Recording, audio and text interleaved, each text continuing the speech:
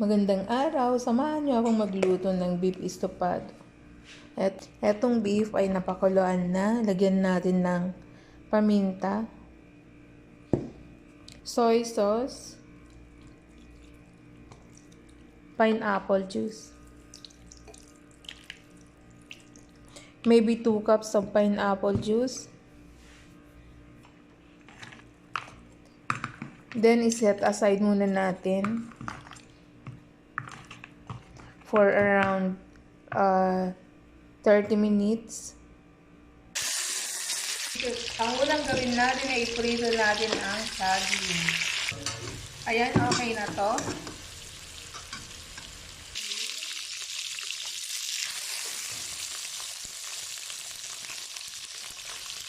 Patatas.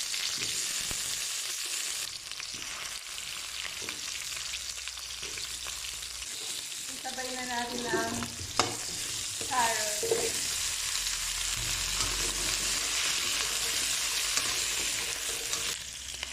Ngayon naman ay iprito natin, pag-brownin natin itong beef.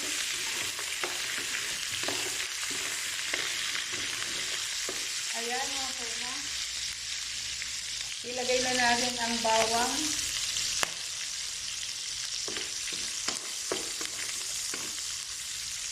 And then sibuyas.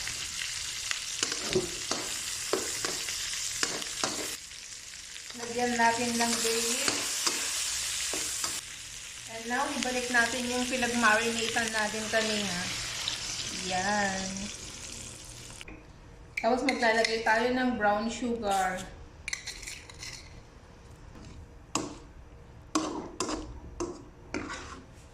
Maglagay din ako ng asin. Pakuluan lang natin. Lagyan ko ng tomato paste. Yung ibang estofado walang tomato paste. Ba't ako maglagay ako?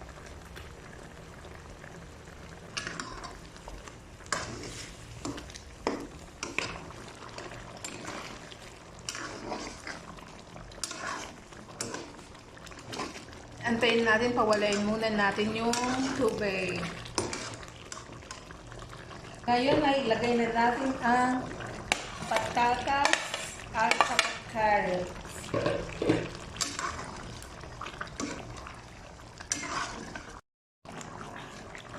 Now, ilagay na natin ang bell pepper at saka saging.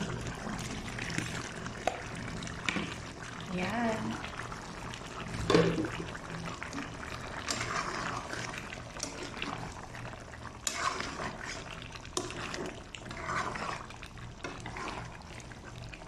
Now, luto na ang ating beef estofado.